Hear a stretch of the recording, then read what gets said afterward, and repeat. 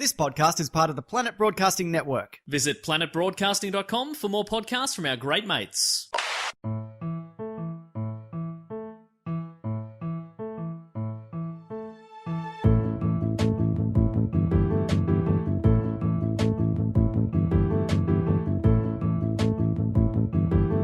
Hello, and everybody. My welcome. name is Dave. What rap starts with hello, everybody? All good ones. And I was just making a suggestion on how I think the show should start. Hello, everybody. My name is Dave, and welcome to the Dougal One podcast. My name is Dave Warnicky, and I'm here with Jess Perkins and Matt Stewart. He rhymed Dave with Dave. Yeah. Hey, that technically rhymes. It's no good, but it rhymes. Rhyme 101. I'm going to rhyme Jess with mess. Nice. That's Matt. rhyme 102. Matt with cat. Dave with... Dave. Exactly. There you go. Pave. See? Dave doesn't rhyme with anything. Wave. Oh, okay, except for that. And orange. Okay, that works too. And purple. And silver. It's mostly colours. Yeah, my name rhymes with every colour. That I'm a rainbow. Rainbow boy. Oh, a little rainbow boy. Little rainbow Dave. I'm going to change. You know how I always update our nicknames in our group chat? Yes. I'm just going to change Dave to just the emoji of a rainbow. That's a real improvement because at the moment he's bin boy. No, he's boy who belongs in the bin. Oh, sorry. I forget that because you never don't see your see own it. name. I know, I forgot I'm Lonely Girl. I don't remember what am I? why. Bearded one. That showed me. Yeah. It shows that you're no discerning features. Just a floating beard. That's all we see. Cut the beard off, you don't exist. Oh. Samson's hair, Matt's beard, no powers left. You are nothing. Thank you. The way we do this show is, I did get people to suggest ways of describing the show, and I don't have any of them ready. I'll do one of them next week. So what about you have your You own? have a go. Have a crack. Okay, Describe the show to the listeners. 3 obvious friends hang out. One teaches the other 2 about a topic that they've researched real hard. And we start the episode. The other 2 don't know what the topic is. That's pretty good. And we start the episode with a question from the report giver to get us on to the topic. This question also could be real hard. Everything here is real hard. Rock. Rock hard. And Jess's question. Which I always write. So here I am reading it right now. Ah, yes. Reading. Pointing at a laptop. That's how I read, Not Dave. a touch screen, Jess. No, I know, but I must point to read. This is something you've known about me for a long time. Love this character. It's great. I mean, where are you from? I don't know. The not too distant future. Quite sick. What is the stage name of Farrokh Bulsara? Oh, I mean- I know this, I think. Well, first, can I just say you're an idiot for getting a stage name? Farrokh. Come on. I think he's a Farrokh star. Is it Freddie Mercury? It is Freddie Mercury. All right, I stand corrected. That is a sweet name. Freddie Mercury is a fantastic stage name. So would Farrokh Mercury be? Farrokh. Farrokh is so good. That is very good. Are we talking about Freddie Mercury? We're talking about Freddie fucking Mercury. Oh, Farrokh. So for ages, my topics have all been voted on, which is always really nice. I really enjoy doing that, but it's kind of liberating then to be able to just choose. Oh, but it's also terrifying. It's 'cause suddenly terrifying. You're like, I mean... Is this right? Is this good? Do people want to hear this? And then I went back through the hat to grab all the names of the people who suggested it. And it's been suggested a lot. Right. Some people just suggesting Freddie Mercury. Some people saying Freddie Mercury and Queen. Are you ignoring those people or... No, I'll be doing a bit of both. Okay. But the focus is definitely on Freddie. On Farrokh. On Farrokh. And roll. So We will Farrokh you. That's got to be his autobiography. We are the... Tell me he's still alive to write it. I guess we'll find out. Oh, dear. This was suggested by... Okay, here we go. Gina Thrapp, Will White, Jocelyn Bamford, Paul Seddon, Derek Hurrigan, What a... Kevin Packrad. I mean, Jess, it does sound a lot like you've logged it onto randomnamegenerator.com, but okay. Thwack. When someone was named Thwack. Thrap. Oh, Thrap, sorry. Come on, mate. Also, That's the sound that that Spider-Man makes when he...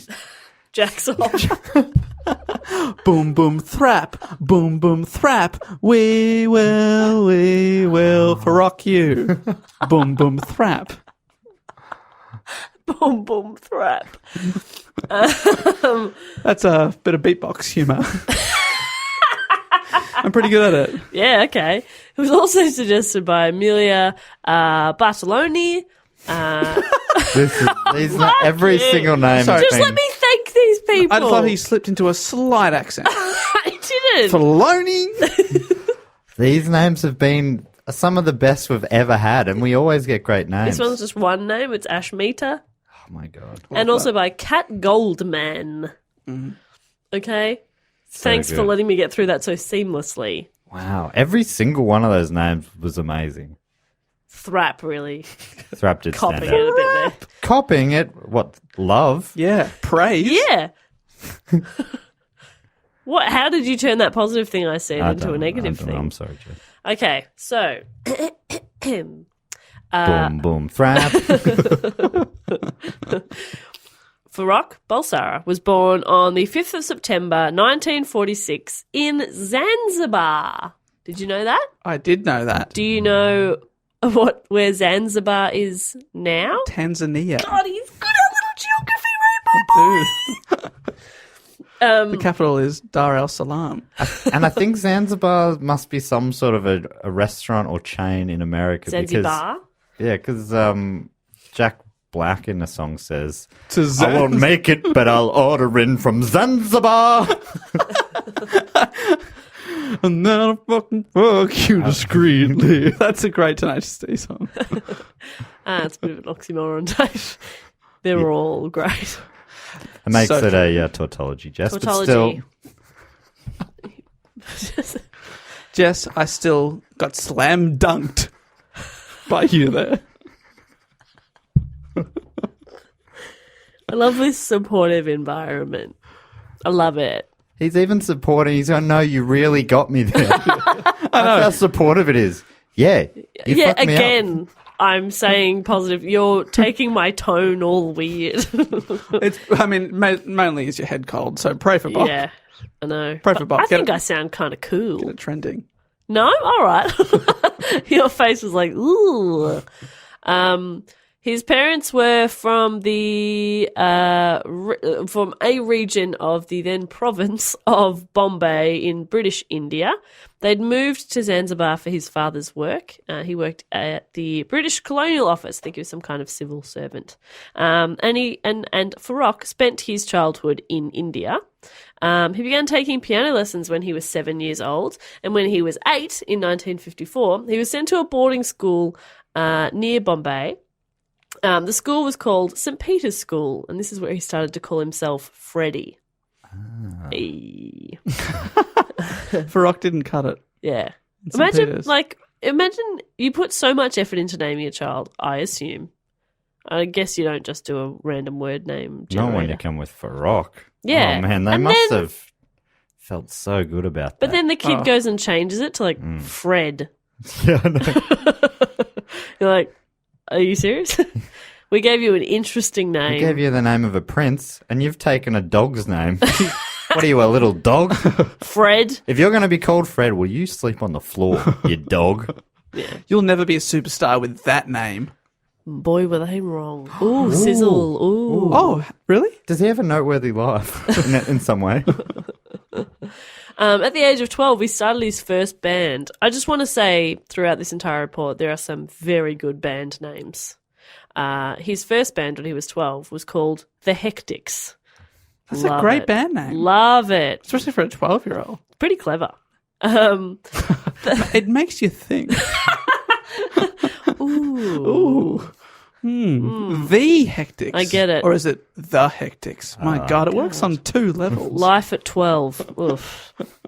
They covered a lot of music such as Cliff Richard and Little Richard, specifically Richards. Yeah.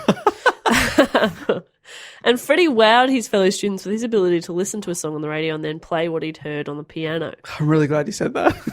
I thought it was going to be, he wowed his fellow students by his ability to listen to a song on the radio. Check this out, guys. Oh, wow. God, look how at him is go. he doing that? I can hear it too. Not as good as me. Yeah, this kid is some kind of genius. That is a talent. Playing by ear, to play yes. it back. Absolutely. That means like he goes with his ear, goes. Yeah. Matt's grabbing his ear like a trumpet. Is that what that means? Yes, he could play the piano like an ear trumpet. Yes. I'm really glad Matt translated that. Yeah.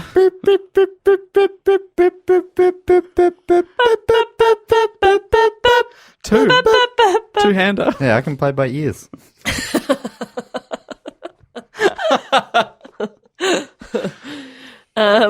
Cop that, Freddie. He could only do one. Yeah.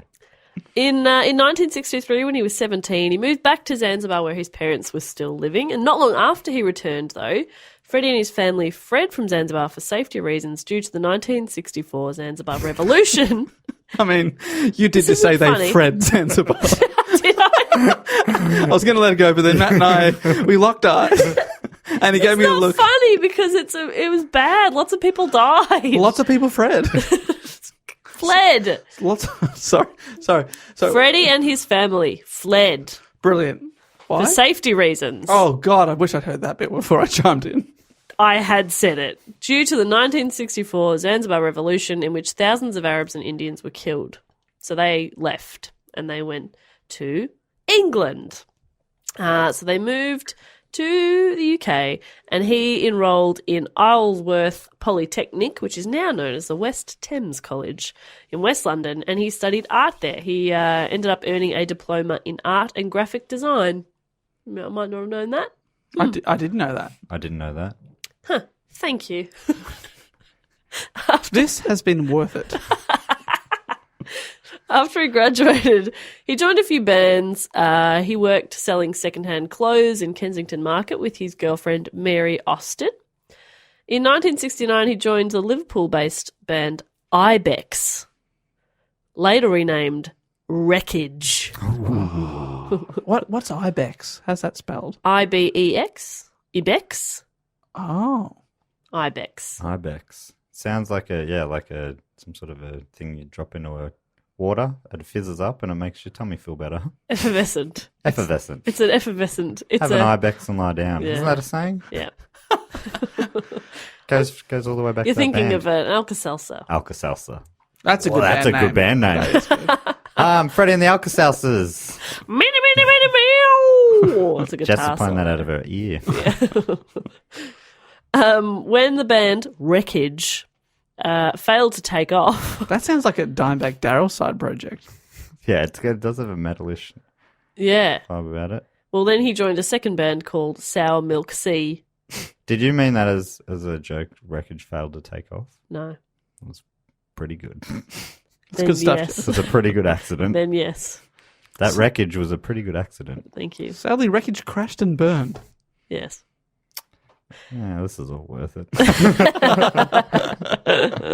So he goes and joins another band, and then by early the next year, though, they'd broken up as well. So he was Is he playing piano and singing? Is that his yeah.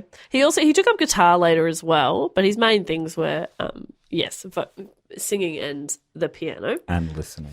and listening to radio specifically. On stage. Early on, that was the encore. The band, he'd come out with a little tape deck.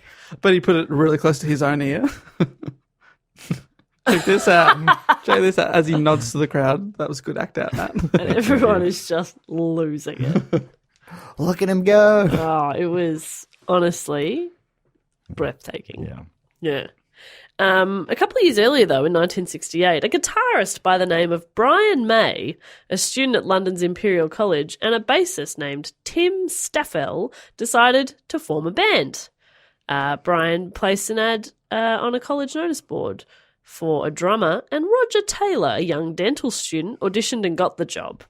The group called themselves Smile. I like it. Did you say so? Freddie joined. No. So Oh, he's not at in this yet. stage, just Brian. Because he's got a famous smile as well. Oh, he does. Good point. No, so it's just Brian, Roger, and a guy called And the Tim. dentist. Roger's a dentist. The drummer was a Really? dental student. Yeah. Wow. So, is that why they called it Smile? Because of the. Oh, maybe. I'm not sure. I didn't see the much more obvious connection. Freddie's got a very famous smile, I think you'll find. That man who's not yet in the band. What about the dentist? Oh, yeah. I heard it. So, in a classic Beatles situation, Tim left Smile To join the Beatles. to go join a band called Humpy Bong. Oh, yeah. No. You made the right choice. No. I mean, Smile was bad enough, but you left that for Humpy Bong. Well, please tell me that they went on to become like Led Zeppelin or something. He needs this. Otherwise, this is a tragic story. He needs this one.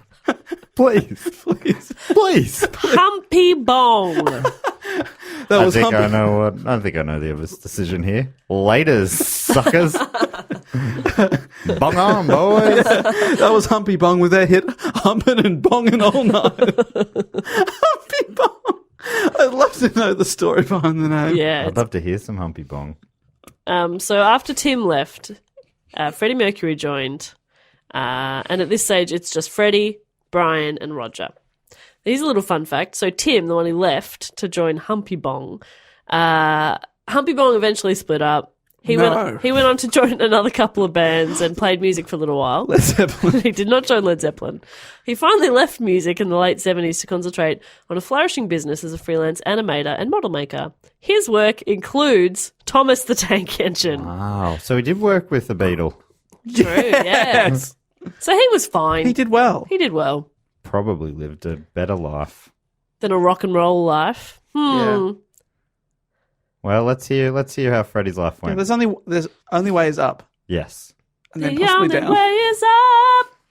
Not one of their songs. I was going to say, I don't recognise that Humpy Bong classic. So the following year, 1971, Smile were joined by bassist John Deacon. Freddie encouraged the band name change to Queen, despite initial reservations from the other band members and their management. Everyone was like, ooh, don't know about that. We prefer Smile. Yeah, Smile is really good. So this is a quote from Freddie about the name Queen, because it's very regal, obviously, and that sounds splendid. Oh, yeah, I guess it is a bit regal. Oh, hang on. Queen has two meanings. And when I say two, I mean One is the band Queen. Yeah. Which I guess in some ways didn't even exist at that stage. Right, so it was just the regal one. Right. Well, as he goes on to say, it's a strong name, very universal and immediate. I was certainly aware of the gay connotations, but that was just one facet of it. So it doesn't, anyway. And it's regal. And it's regal, obviously, he says. Because isn't the Queen's name... That's right. That's her first name. Yeah. So the Humpy Bong's also quite a regal name. 50% regal. Yeah. Yeah. We should have been the do go on. Fuck. Oh, 1/4 regal. Oh, I feel like an idiot. So Queen's got gay connotations. Yes. Is he an openly gay man at this time? You did mention a girlfriend before. No, he's not at this time. Right. But he was aware of the connotations. Yes. Interesting.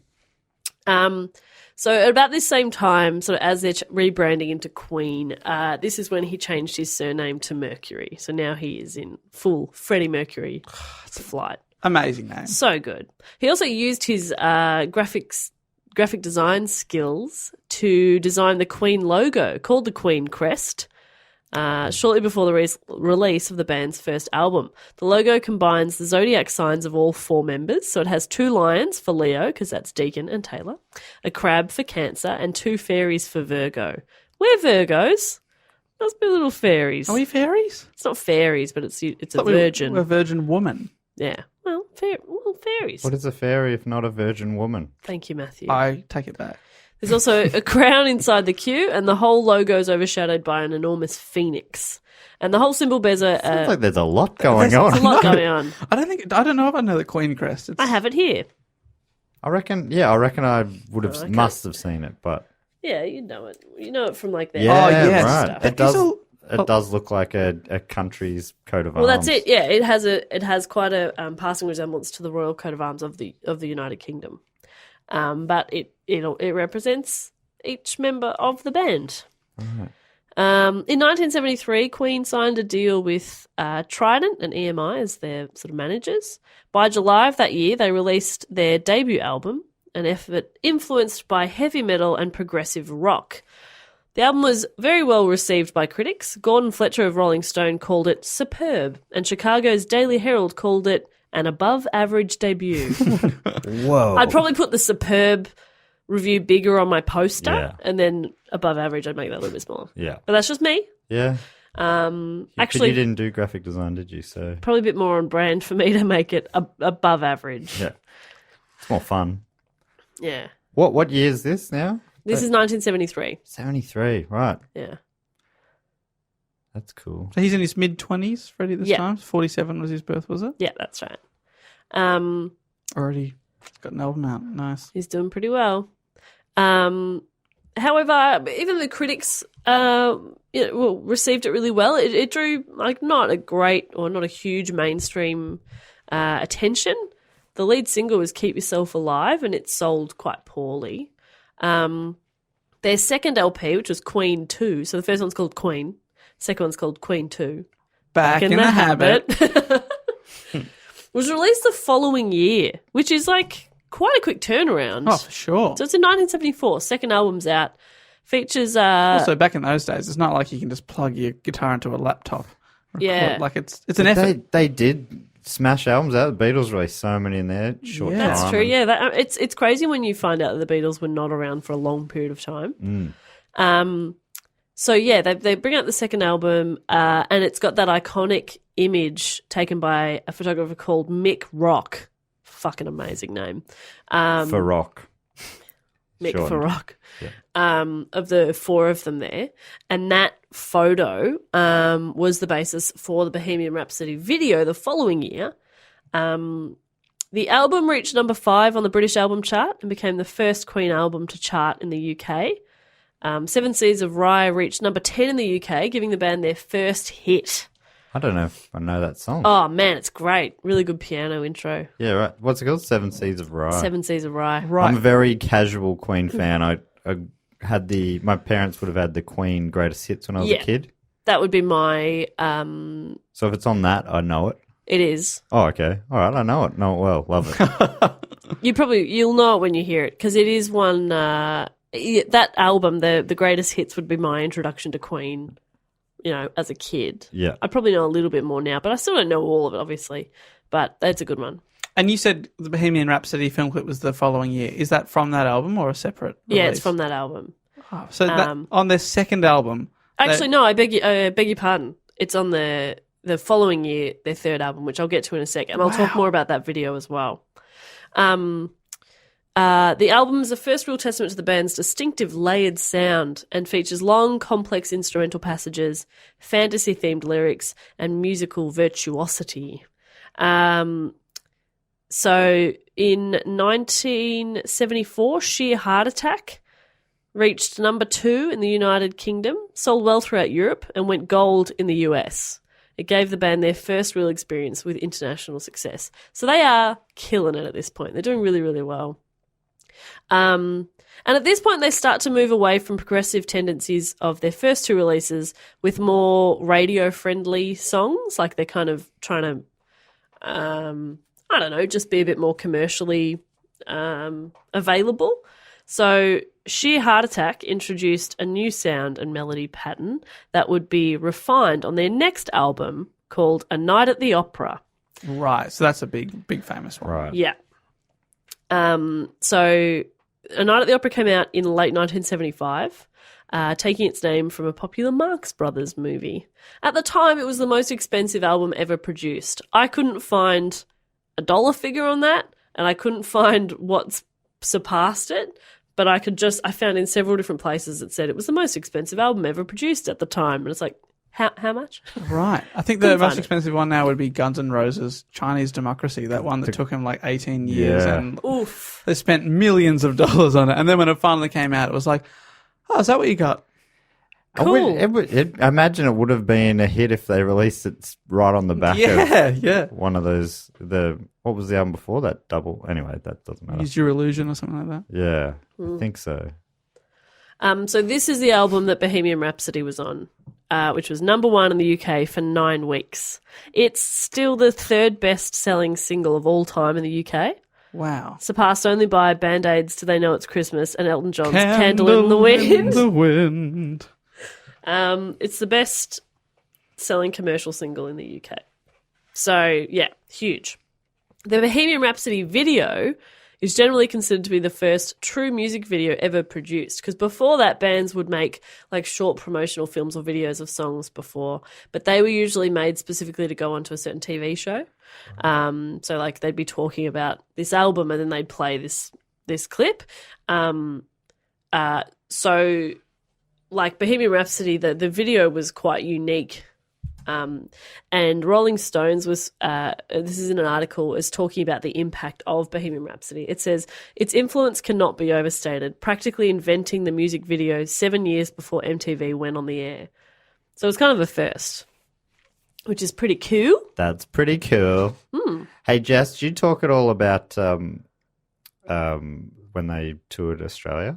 My next sentence is, the band's A Night at the Opera tour began in November 1975 and covered Europe, the United States, Japan, and Australia. Yeah, cool. I think they the story that I've never looked this up or anything, but I think they played in Sunbury early on before they were big, which is like Sunbury is like, I think kind of jokingly, kind of seriously referred to as sort of like Australia's Woodstock. Woodstock, yeah. It was a big festival out in the outer suburbs of Melbourne. And they were on before, I think they were on maybe second last, is how I understand it, before, what's the guy's name? He's saying Billy Thorpe? Yeah, Billy Thorpe and the Aztecs. Yeah, I remember my dad would say, yeah, I went to, what's it called again? Sunbury, yeah, saw Thorpe. Like, did you see Queen? I didn't know they were there. I've got to call him after this. And so Thorpe, I think, was sort of headlining and Queen were on before. And the way it was told to me, I think by an uncle who maybe was there, was the crowd basically, they were quite aggro while Queen were on, going, get Thorpe up. We want Thorpe. Oh my God. That's crazy. And then they became huge. Yeah. And they would have already, like, you can't imagine that they would have been that far off what they'd become. Yeah, right. If you're second headliner. Yeah. And that sounds like they very quickly were. Yeah, like doing first well. album was successful. But Thorpe. Yeah. Yeah. Which is amazing because it's like the Thorpe thing obviously didn't carry over into our time, but he was obviously massive in Australia. At the time, yeah. At the time, yeah, in the 70s. Yeah, isn't that insane? Loudest band in Australia, I think they used to advertise themselves as. We'll damage your hearing more than any other band. Yeah. You're welcome. Or your money back.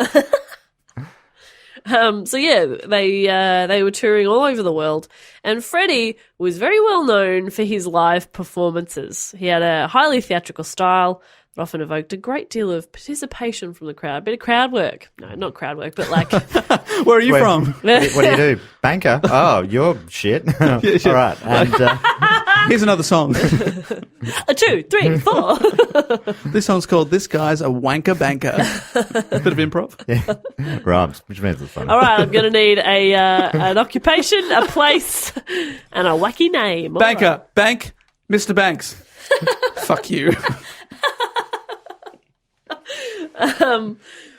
He was described as a performer out to tease, shock, and ultimately That's what charm. he said. You're a banker.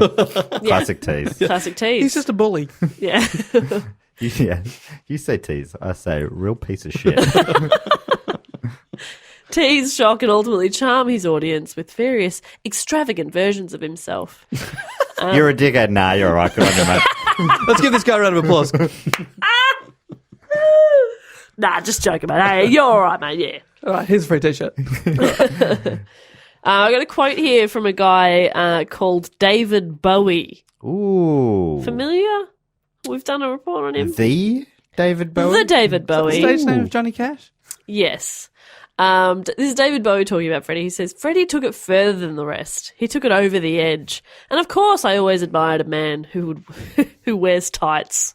I only saw him in concert once, and as I say, he was definitely a man who could hold an audience in the palm of his hand. Wow, we only saw him once. For some reason, Don't they perform together? Yeah. Yeah. They had a hit together. Huge hit. Yep.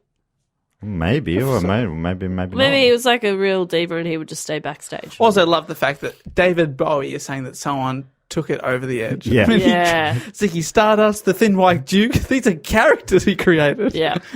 And he's like, "Whoa, Freddie was wacky." Whoa. That guy took it too far. Yeah, back off. Back it off. Ready? I've got you at about an 11. I need you about a 7, please. Fred. Brian May later wrote that Freddie could make, this is a quote, he says, the last person at the back of the furthest stand in a stadium feel that he was connected. Yeah, Brian, how many people in the back of the stand have you spoken to, Brian? You piece of work. Do you know how he knew that? Because he's like, you there, what's your name? No, not you. Not you. Not you. Right at the back. Right at the back. The Back row. furthest possible stand. Back row. Back row. Terrible haircut. Yeah, you.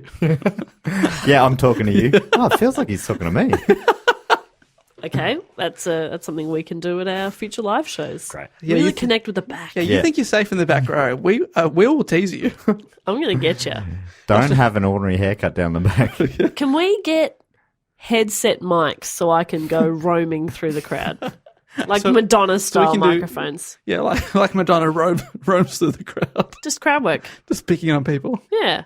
Like a virgin. Yeah, you look like one. She high fives everyone around, all those that person's friends. They're like, oh. Oh, thanks a lot, Madge.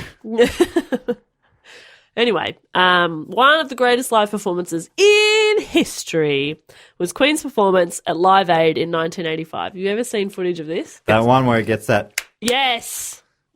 Oh, and he's wearing like that. weird, the It's not- outclap, it's No, the they're pointing, and they're not even doing. It's not "We Will Rock You." yeah, they do that it's later. Radio Gaga. Radio Gaga. He's wearing that sweet gold jacket, and he's And got that the mic on the stand. Yeah, with that, it's like No. a half stand. That's 86. Really? Oh. So Live Aid 85, yes, he does have the broken mic stand because originally he was like singing live at a show one time and the mic stand broke off the heavy bass of the stand and he kept that for the rest of his shows. I always wondered, I'm like, they did it differently back then. Hadn't quite figured out full mic stands yet, or Or you could just grab the mic. Yeah.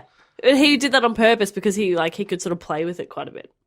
not like Farnsey, though. Damn, that's a guy who can work a mic stand. Anyway, topic for another day. Do you mean the videos of when he tries to flip it and he fucks it? He loved to flip it. Sometimes it just crashes. I think at the Logies last year, What? threw up the mic stand. He loves to flip it, loves to throw it in the air and then try and grab it. Yeah. Missed it. At the Logies. You only get one shot of that, Johnny. You only get one shot of the Logies. You will not be invited back. This must sound like absolute gibberish to overseas listeners. Farnsey, No, I don't know Logies. who John Farnham is and the Oh, Logies. I mean, come on. He just No, performed Dave, with Celine please Dion. put on the loudest jacket in the world. Sorry, it just got chilly in here. It's very colourful. Dave's just getting dressed, everyone. It's a bit garish. He's getting into in a sleeping bag. I take my jackets over the edge. The Freddie guitarist from U2. Yeah. If I'm picking between my jackets and the guitarist from U2, I'd take my jackets. Yeah, Every time. every time. So we're talking Live Aid in 1985. A critic did a retrospective review of Live Aid in 2005 and wrote this. Those who compile lists of great rock frontmen and award the top spots to Mick Jagger, Robert Plant, etc., are all guilty of a terrible oversight. Freddie, as evidenced by his Live Aid performance, was easily the most godlike of them all. And you can watch it all on YouTube. It's 20 minutes of pure magic. It is so good. I watched it earlier today because I was like, all right, well, we'll see how good it is. And no, I was expecting to watch like a couple of minutes of it, and I watched the whole thing. He's so engaging. He's so much fun to watch. And his voice is incredible live. And this is back in the day before in-ears where they could like hear themselves better. He's just that good. Oh, he's Yeah, and it's like an outdoor stadium. It's pretty tough. fucking packed. There's like 72,000 people there or something like that. It was insane. Is Is that the first one or the second one when he does the call and response thing? I think he did that at quite a few shows. The one you're thinking of is 1986 because I will mention that again later as well. Oh, Yeah. I wonder if it's around 1986. It isn't. Fuck. Twist! Love it. It isn't. Stay tuned. I'm on my toes and it hurts.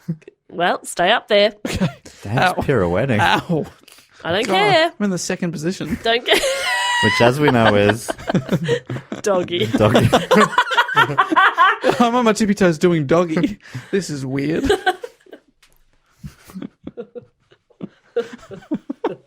Feels right.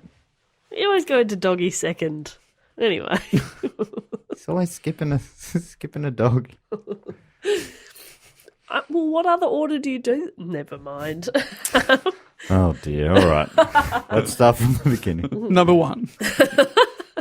Normal. Number 2, reverse normal.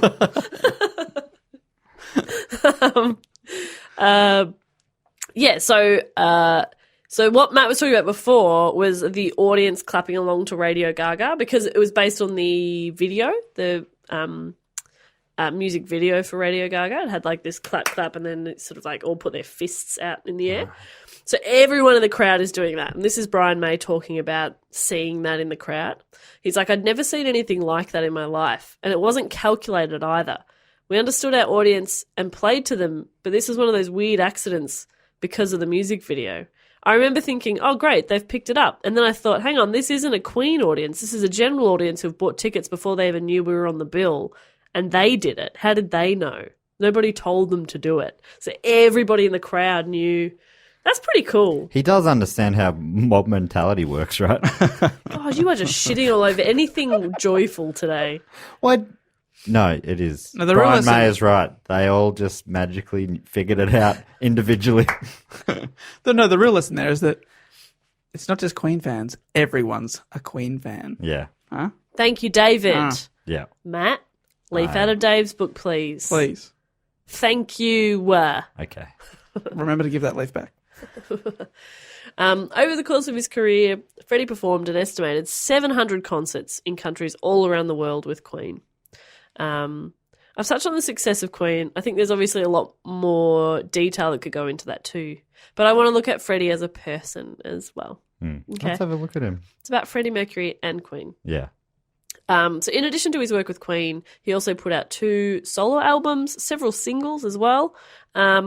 His 2 full albums outside the band were Mr. Bad Guy, love it, which came out in 1985. That is so him. Such a bad guy. Such a mister. And Barcelona, which came out 3 years later in 1988. Barcelona bad boy. Barcelona Bad Boy. Barcelona. Was it successful? Because I don't think I've ever heard a solo Freddie song. Well, both of them were still pretty well received. Obviously, not as successful as Queen's music, and he also did a lot of collaborating with other people on different things. So he did a lot of work in music in general, but obviously Queen was the main thing that he was recognised for. In the early 70s, he had a long-term relationship with Mary Austin, who I mentioned briefly earlier. They lived together for several years in West Kensington in London. But by the mid-70s, Freddie was having an affair with a male American record executive. And at the end of 1976, he told Mary about the affair and his sexuality, which ended their romantic relationship. But the sweetest part is that it didn't end their friendship. Nice. He moved out of the place that they shared. He moved into a flat by himself, and he bought Mary one nearby as well. Nice. What a nice guy. Yeah. My ex-boyfriend did not buy me property. Mr. Nice Guy should have been his album. Yeah. And Not your ex-boyfriend. No, God, no. He should have been Mr. Bad Boy. Yeah, Mr. Bad Boy, you worldwide. Yeah. Yeah, because he travels. He's not just a bad boy in Melbourne. Oh, no. He's a bad boy all over the place. He's got 3 different passports. Yeah. I don't even know anymore. So in 1985, in an interview, Freddie said, he's talking about Mary, he said, all my lovers asked me why they couldn't replace Mary, but it's simply impossible. The only friend I've got is Mary, and I don't want anybody else. To me, she was my common law wife. To me, it was a marriage. We believe in each other, and that's enough for me. He also wrote several songs about Mary, the most notable of which is Love of My Life. Right.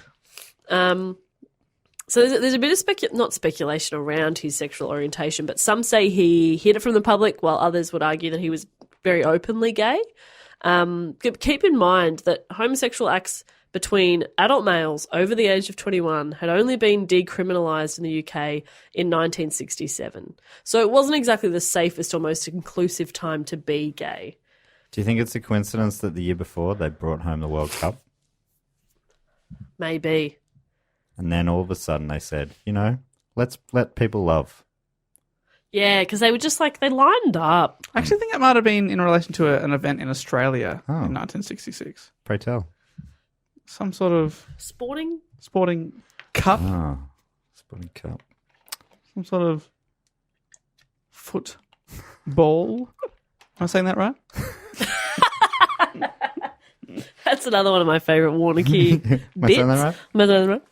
Just his eyes go really big and cute. Does great eye work. Thanks, You're guys. not talking about the St Kilda Saints 1966 Yes, I am. breaking premiership. A great day. Change the world. In 1992, John Marshall of Gay Times, amazing, didn't know that existed, I love it. Yeah, I've seen it at airports in the UK, yeah. Gay Times, he said the following. He said that Freddie was a scene queen, not afraid to publicly express his gayness, but unwilling to analyse or justify his lifestyle. It was as if Freddie Mercury was saying to the world, I am what I am, so what? And that in itself, for some, was a statement. I kind of like that. It's he's not making a statement, which is kind of a statement. His statement is no comment. I want a statement from him, so I'll take anything I can from him to be the statement. Yeah, that's the statement. Something He's the statement. He is the statement. Yeah. Thank you, Freddie. Something that was surprising to a lot of people was that despite his on-stage flamboyant and extravagant personality, Freddie was actually quite shy and quiet, especially around people he didn't know all that well. It's something I can relate to as a delicate flower myself. Yeah. Yeah. Yeah. Yep. I mean, you were just making some noises. Better. So I was just scatting. Freddie style. Scar. Scarting. Sharding. I was just sharding. Freddie style. Freddie style. I was going to say this is... Oh, my God. Not had that curry. Bit of follow through on that. Oh, no. Better be on that bottom. I was going to say this is a fun fact. It's not all that fun, but it's, I suppose, interesting. I suppose factual. Well, so I was just talking about how Freddie was quite introverted, and Kurt Cobain's suicide note mentions how he admired and envied the way Mercury seemed to relish in the love and adoration from the crowd.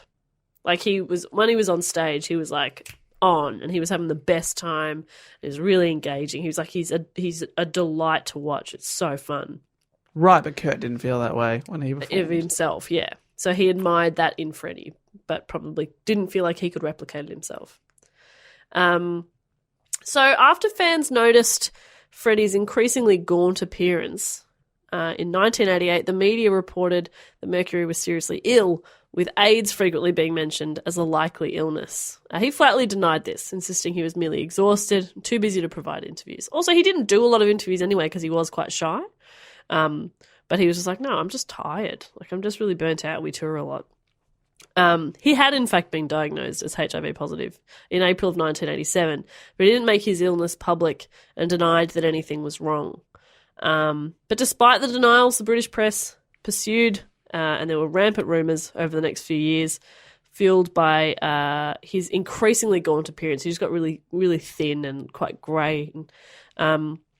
And also because of Queen's absence from touring, and reports from former lovers to various tabloid journals.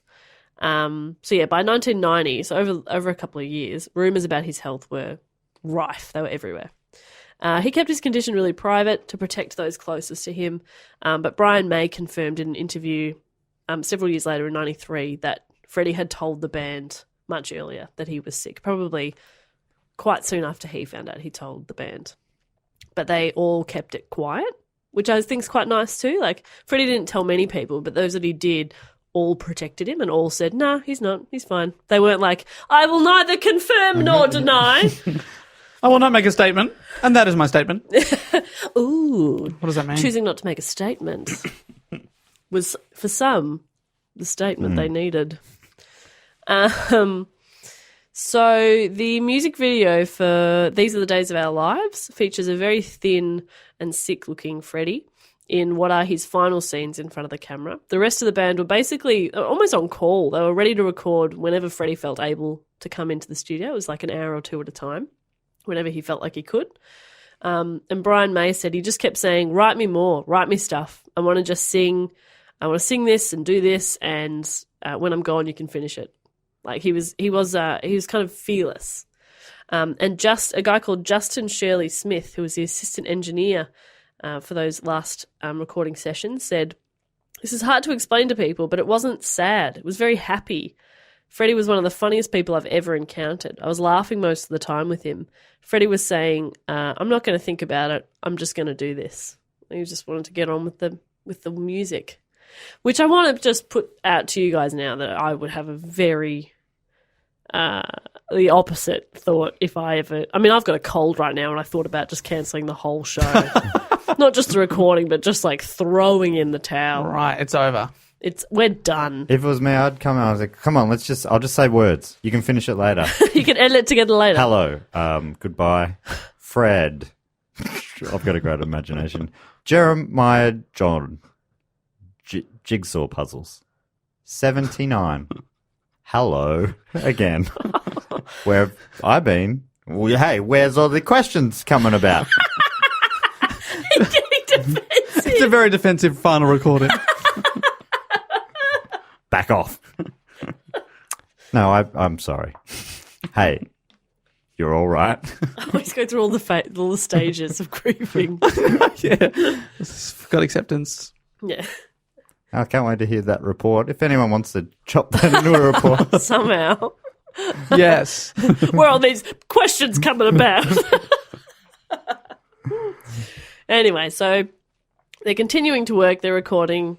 In June of 91, Freddie retired to his home in Kensington, and Mary, his former lover, visited him all the time. She helped look after him as his health sort of deteriorated. His partner, a guy called Jim Hutton, who was also tested HIV positive in 1990, lived with Mercury for the last 6 years of his life and nursed him during his illness. Near the end of his life, Mercury was starting to lose his sight. He deteriorated to the point where he couldn't get out of bed. And due to this condition, he kind of decided to hasten it along a little bit. He stopped taking his medication and just took painkillers. So that was in June of 91. By November of 91, he called their manager, Queen's manager, Jim Beach. He said, he brought him over to his home and he made a public statement that was released the following day. And this is the statement that Freddie made. He said, "Following the enormous conjecture in the press over the last 2 weeks, I wish to confirm that I've been tested HIV positive and have AIDS. I felt it correct to keep this information private to date to protect the privacy of those around me. However, the time has come now for my friends and fans around the world to know the truth, and I hope that everyone will join with me, my doctors, and all those worldwide in the fight against this terrible disease. My privacy has always been very special to me, and I'm famous for my lack of interviews. Please understand this policy will continue." So he's like, "I'm not going to be talking about it." Because other people had sort of argued that, or have argued since, that if he had come out about it much sooner, he could have been a really powerful voice in, like, raising awareness and you know, all that sort of thing. But I think in that statement it kind of makes sense because he was very private.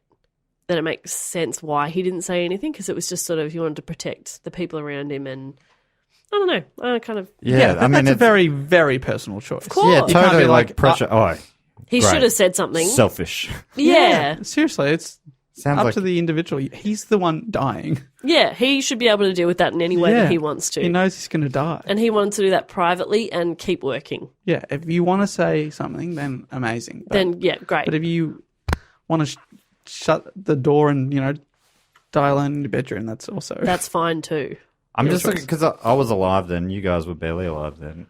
And I don't know if I can remember him dying, but I do remember Bohemian Rhapsody being a hit. And I've just looked it up, and I reckon I was thinking, would it have been like jump back into the charts because he died? And it was Wayne's World. In Australia. It was top 5 in 1991, which I don't know if that's Wayne's World as well.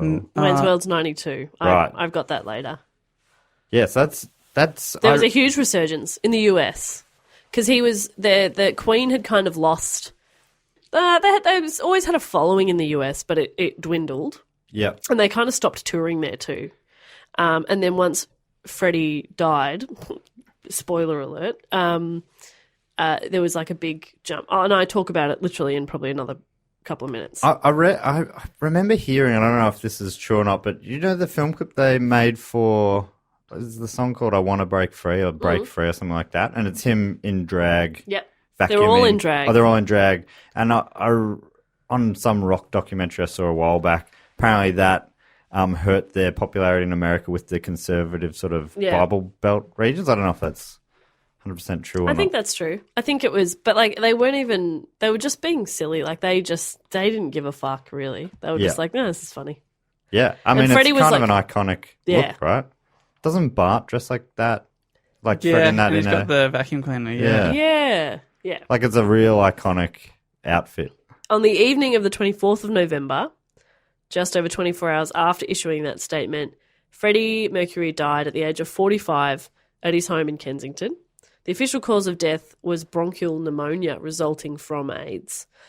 Jim Hutton, his partner of quite a long time, was present at his bedside when he died, and Hutton said Mercury died wearing the wedding band that Hutton had given him. There are lots of other people around as well.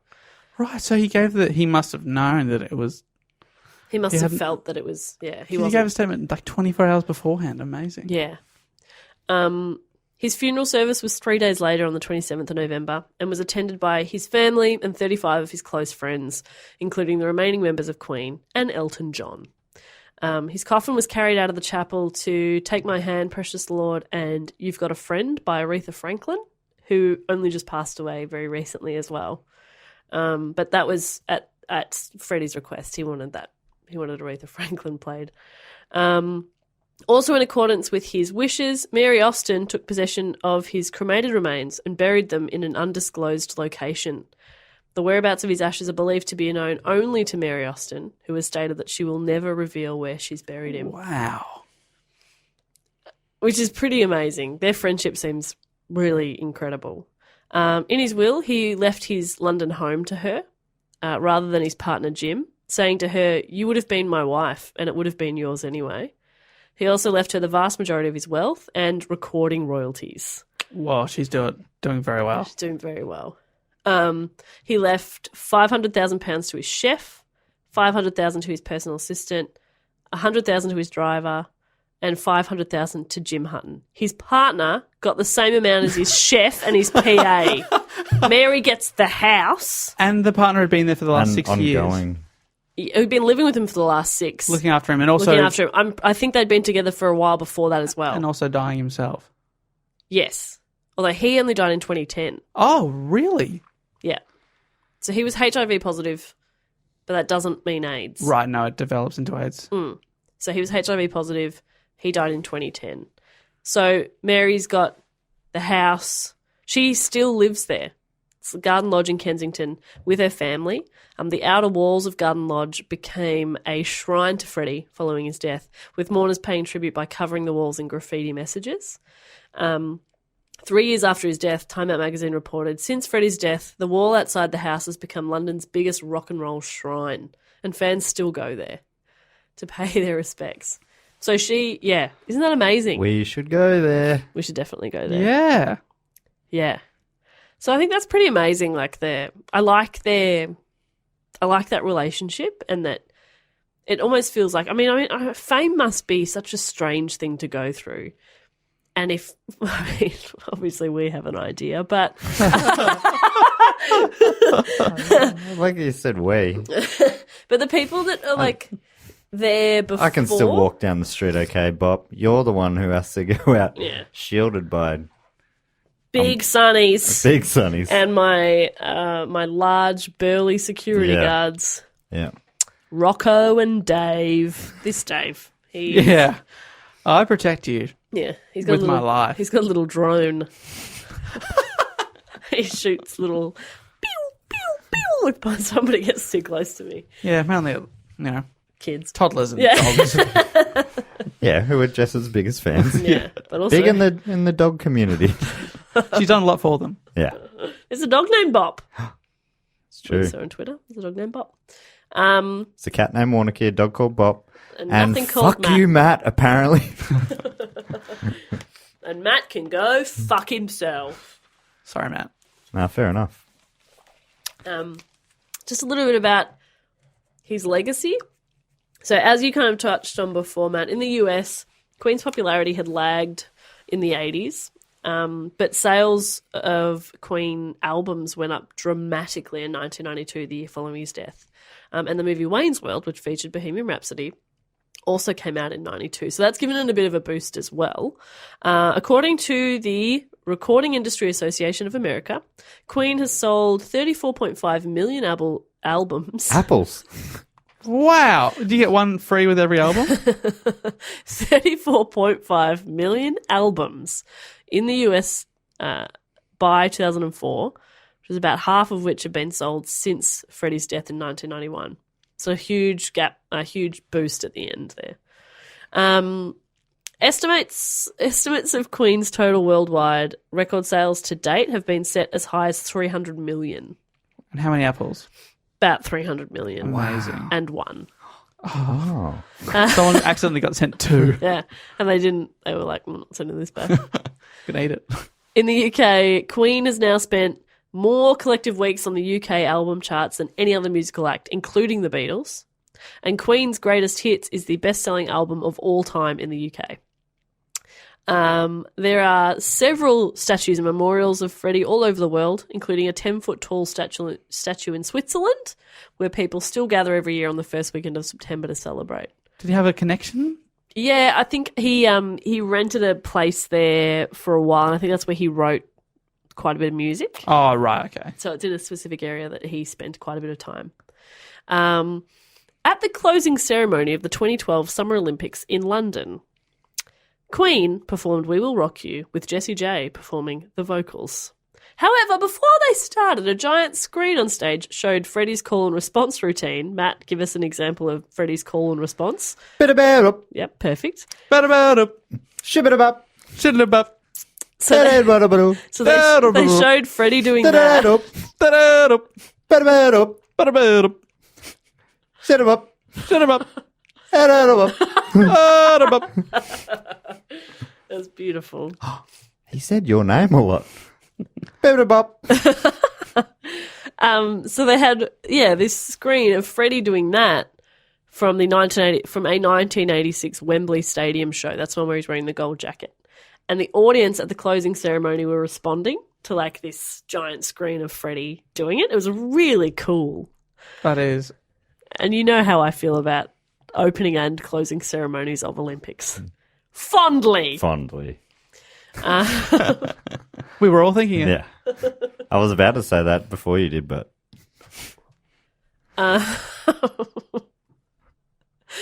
Just to finish off as well, Brian May announced in an interview in September of 2010 that Sacha Baron Cohen was going to be playing Freddie I Mercury feel like he would have been a great Freddie. in a film. Totally.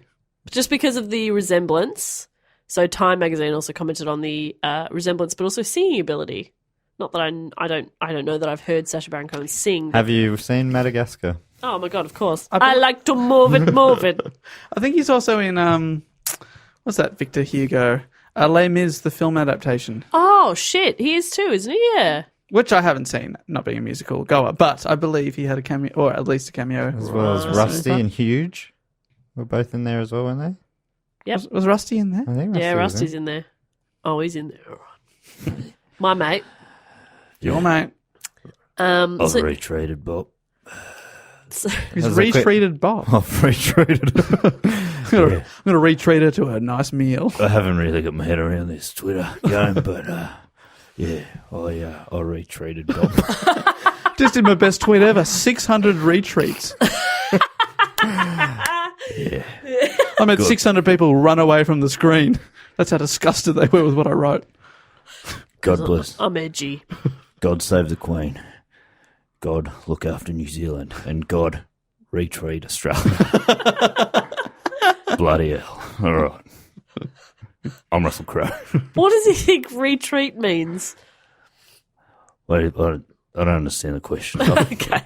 Sorry, love. Wouldn't you reckon he'd say love? Yeah, I reckon he might. And I'd hate it. All right, love. Oh, yuck, Rusty. No, thanks. No thanks, Rusty.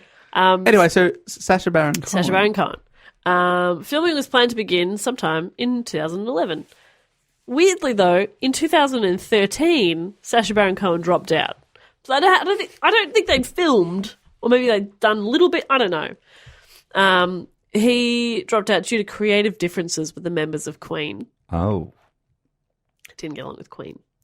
So then in December of 2013, it was announced that Ben Whishaw, best known for playing Q in the James Bond films, had been chosen to replace Sacha Baron Cohen as Freddie Mercury. Not bad.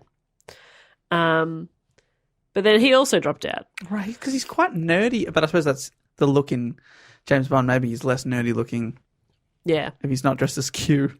Yeah, true. Fair enough. With floppy hair and big glasses.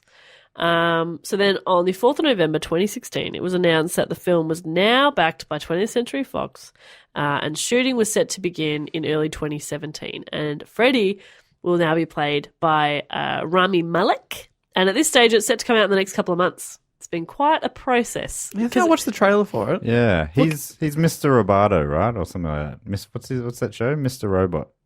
That's the guy who plays him. Is that right? Yeah. Am I saying that wrong? Mr. You guys are looking at me I have no idea. like I've lost my mind. Domo arigato, Mr. Robot. Is that right? Is that wrong? I don't know. I think that's right. Anyway, I think the guy from Mr. Robot plays Freddy. Okay. And I'm pretty sure Mike Myers plays a British or a Scottish exec or something. Oh, it's always good. Oh, he's back. It's always good when he does that. So that, gentlemen, is my report on Freddie Mercury. Great stuff. Thank you so much. Rami Malek is in Mr. Robot, the main actor. Mr. Roboto. I don't know what Mr. Robot is. Is that bad? It's quite an acclaimed series. Right. It's about this guy who's sort of like a Mr. Robot type. Okay. Yeah. I get it. I mean, you've pretty much don't need to watch it now. Yeah, done. Sorted. Yeah. Yeah, it's about Mr. Robot. So yeah. Sorry for the spoilers there. But that was a great report. Thank you. What an amazing life. Yeah, really cool dude. I mean, like while I was researching, I was just listening to a lot of Queen music, and that was pretty cool. I enjoyed doing that. Queen is good. I'm definitely going to listen to some now. Maybe I'll go dive back into their back catalogue. Please. Yeah, I'd love to hear if listeners, obviously some are into him and them. Yeah. But that'd be interesting. And another thing I heard, where did I hear this about talking about Mike Myers and Wayne's World? He really had to fight against the film studio, to get Bohemian Rhapsody, and they wanted something more modern, maybe like Guns N' Roses or something. And they were saying, Queen, it's old. But it's interesting now, knowing now the time that it was soon after his death, that maybe they would have. But they saw it as being like an old, why this song? It's like an old song. And he's like, no, it's got to be this song. And supposedly he fought hard for it. And obviously that's the most iconic scene in the film. In the greatest film that's ever been. It's a very good film. It's one of my all-time favorites. It's so legit. Good. I love it. Film. No disagreements from me. Shout outs to our friends at Mike Check and the Mike Check Republic. The podcast about Mike Myers movies. Oh, sure. I think people know I mean, that. if you need to, if if you need to spell it out because people don't know. I think that might mean it's time for the segment of the show called Fact, Quote, or Question. That's beautiful. Brought to you by our Patreon supporters. If you want to chip into our Patreon, if you listen every week, we put a lot of effort into the show with the reports, all the stuff that we put out there. If you reckon it's worth $1 or $2 when you listen every week, you can go to patreon.com/dogoonpod, and in exchange for you supporting the show, we'll give you some even more content. Yes. Some even more content. That's Yeah, not even, including- Dave talks even more gooder on the bonus episodes. This month's bonus episodes have been very fun to do. I'm looking forward to. So this week's fact, quote, or question giver is Mr. Zach Steinbacher. Zach. Zach has been a supporter for a long time, Zach. Yes, legend. And the other thing that the fact, quote, or question segment it gives you the chance to offer either a fact, quote, or question for me to read out to Jess and Dave, but it also you get to give yourself your own title. And Zach has given himself the title of official 4th Do Go On member, Nick Mason's inaugural Patreon shout-out. It's a complex title. Really catchy there, Zach. Flows off the tongue. It, yeah. I mean, if we had to put it into an acronym, I'd make a little plaque. just to remind yourself. Yeah. And he has offered a fact as a question, and here it is. A fact as a question. What? Yes. Okay. Yep. Sorry. The player who holds the record for reaching 1,000 points in the NHL, the quickest, also has the record for being the second quickest. What? It's an amazing fact. NHL being the National Hockey League in North America? North America, yes. And he said here, see if Dave or Jess know who it is. Wayne Gretzky. Yes. Yay! 'Cause you- Only hockey player Yes. I know. I was going to say, if you'd He's asked me to name a follow-up player, I would have really struggled. I don't know. But the interesting thing is he is still the only man to reach 2,000 points. So Cool. he's the fastest and only to get to the second 1,000. Oh, that's very impressive.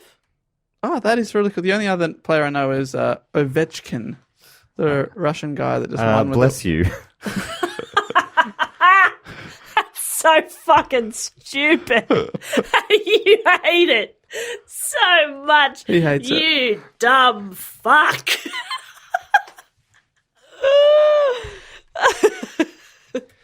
So I was just going through a bad cliche joke book here. Bless you. To anything foreign. It is very old school. Such a dad joke. That was for you, hang Zach. on. That was for Zach. Oh, that's so good. Thank you, Zach. Thank you so much, Zach. The other thing we like to do at the end of the episodes is go through some other of our patrons and giving them a bloody shout out. A shout out. Bless you. Okay, I love it.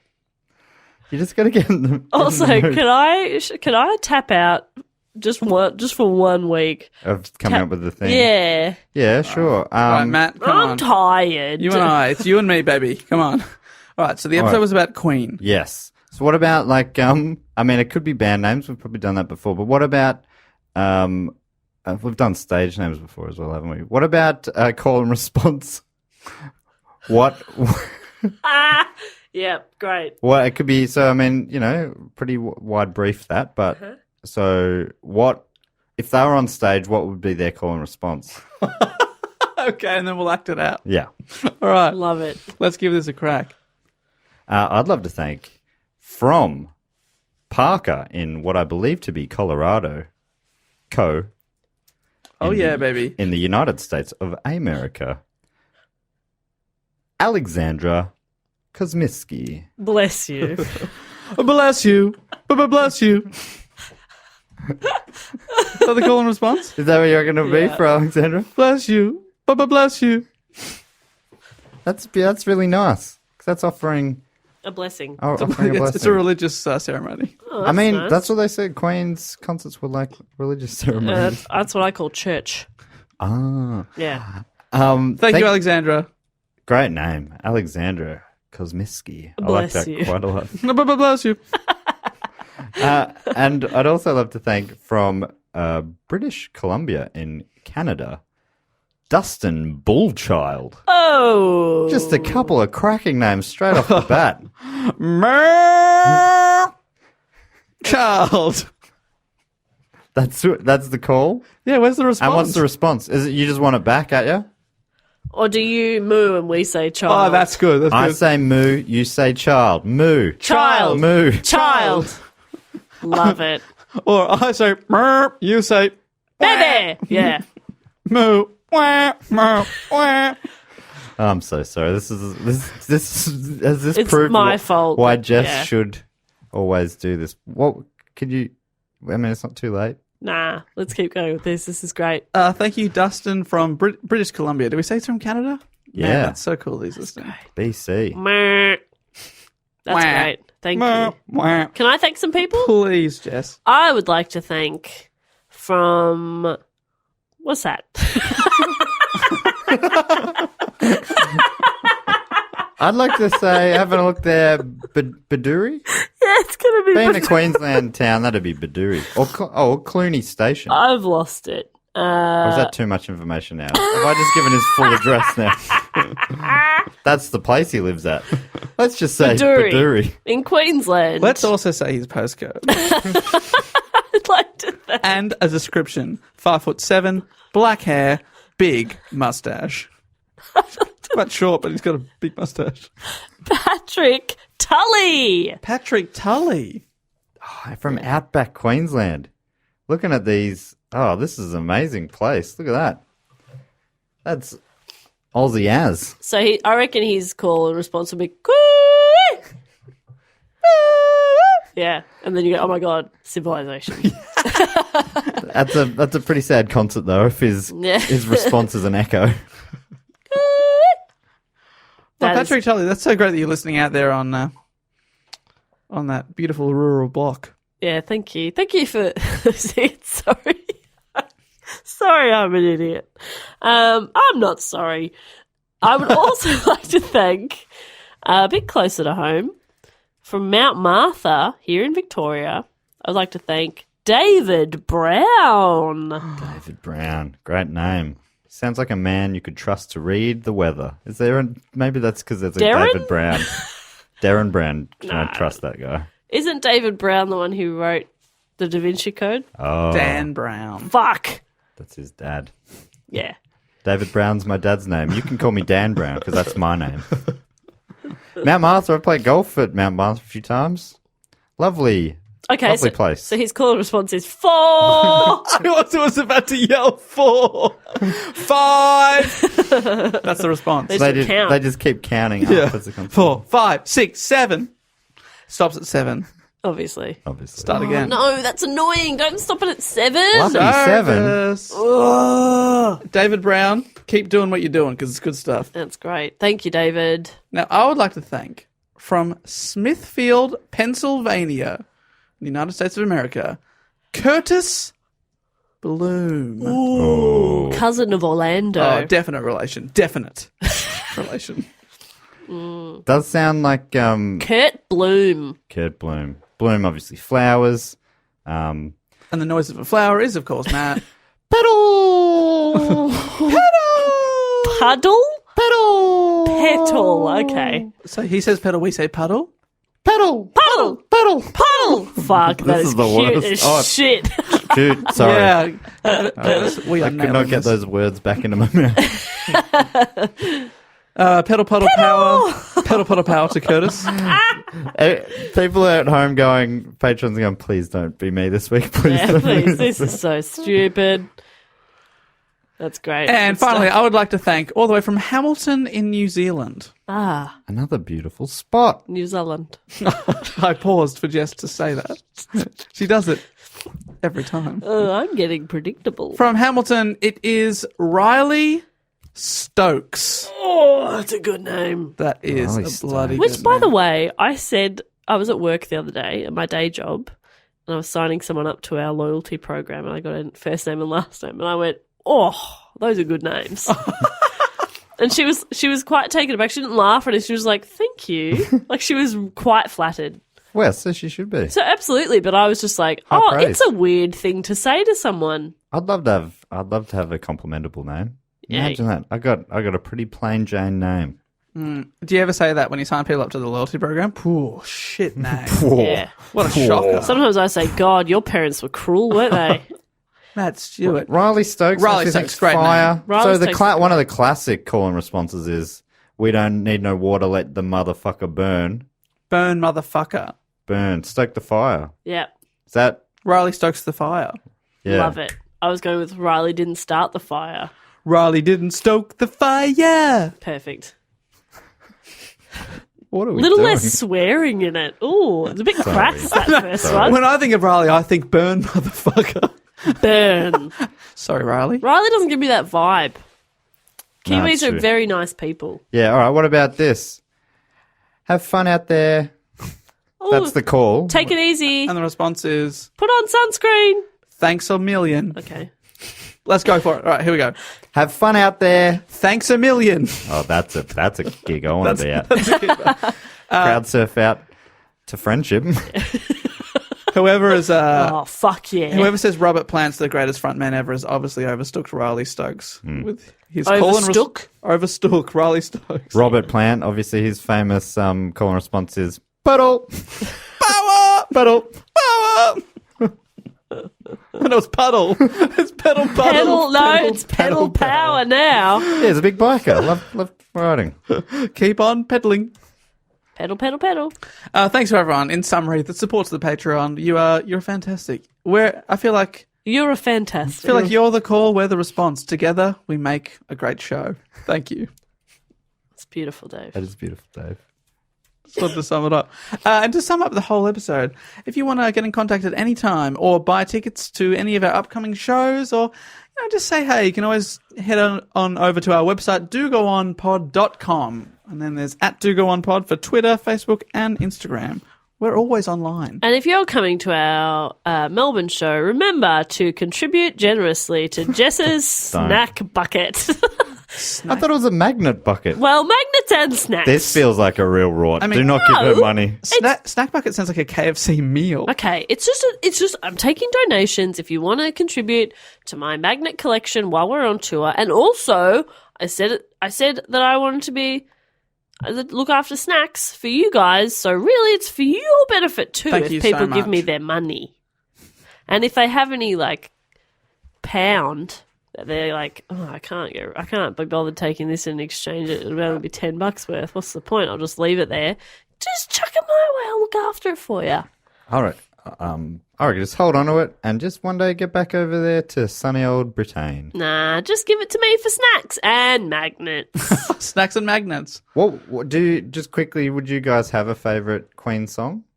Oh, tough. Oh, I love You're My Best Friend. Oh, that's a Beautiful nice song. Yeah. Really nice. We were playing that in the car yesterday. It's very sweet. So love. Boom, boom, That is a really- ba-dum. yeah, that is when a it really nice starts, I song. love it. Just like Somebody to Love is pretty amazing. Good one. I think mine's Don't Stop Me Now. Oh, good one. Yes. I heard that a lot when I first travelled overseas. Yeah. It sort of became the anthem of the trip. oh, it's great to you hear the song, you think of the trip. Brilliant. Very good. Nostalgia, it's called, Dave. Yeah. Look it up, Look it up. fuckhead.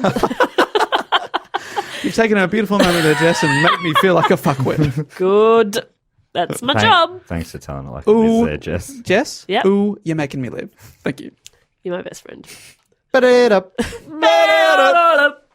Thanks, guys. We'll be back another episode next week. The big 150th episode.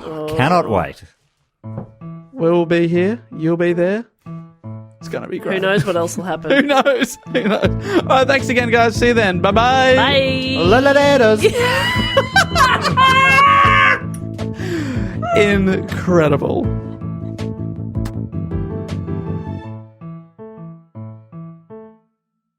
This podcast is part of the Planet Broadcasting Network. Visit planetbroadcasting.com for more podcasts from our great mates. I mean, if you want. It's up to you.